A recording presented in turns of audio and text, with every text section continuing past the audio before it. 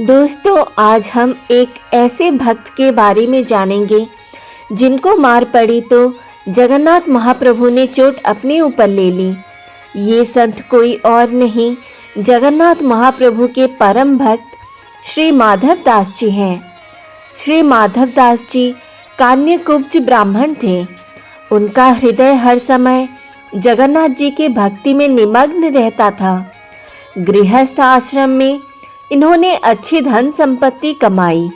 जब इनकी धर्म पत्नी स्वर्गलोक को सिधारी, तब उनके हृदय में संसार से सहसा वैराग्य हो गया।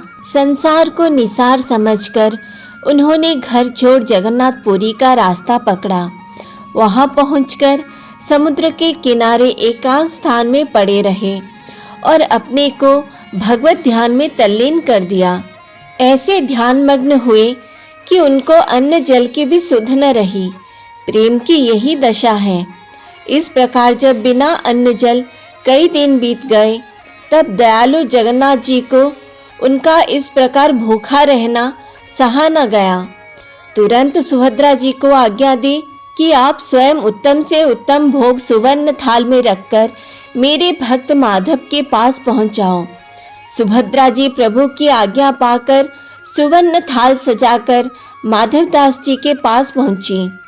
उन्होंने देखा कि माधव तो ध्यान में ऐसा मग्न है कि उनके आने का भी कुछ ध्यान नहीं करता। अपनी आंखें मूंदे प्रभु की परम मनोहर मूर्ति का ध्यान कर रहा है। अतएव आप भी ध्यान में विक्षेप करना उचित न समझकर थाल रखकर चली आई।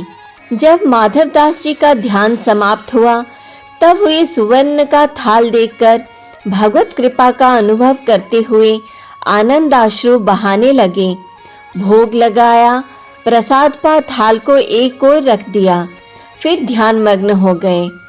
उधर जब भगवान के पट खुले, तब पुजारियों ने सोने का एक थाल न देख बड़ा शोरगुल मचाया। पूरी भर में तलाशी होने लगी। ढूंढते ढूंढते थाल माधव दास जी के पास पड़ा पाया गया। बस फिर क्या था, माधव दास जी को चोर समझकर उन पर चाबुक पड़ने लगे। माधव दास जी ने मुस्कुराते हुए सब चोटें सह ली। रात्रि में पुजारियों को भयंकर स्वप्न दिखलाई दिया। भगवान ने स्वप्न में कहा, मैंने माधव की चोट अपने ऊपर ले ली, अब तुम्हारा सत्यानाश कर दूंगा। नहीं तो चरणों पर पड़कर अपने अपराध क्षमा करवा लो। बेचारे पंडा दौड़ते हुए माधव दास जी के पास पहुंचे और उनके चरणों पर जा गिरे। माधव दास जी ने तुरंत क्षमा प्रदान कर उन्हें निर्भय किया। भक्तों की दयालुता स्वाभाविक है। दोस्तों, आपको ये कहानी कैसी लगी कमेंट करके बताइए। वीडियो अच्छी लगी तो लाइक और शेयर कीजिए।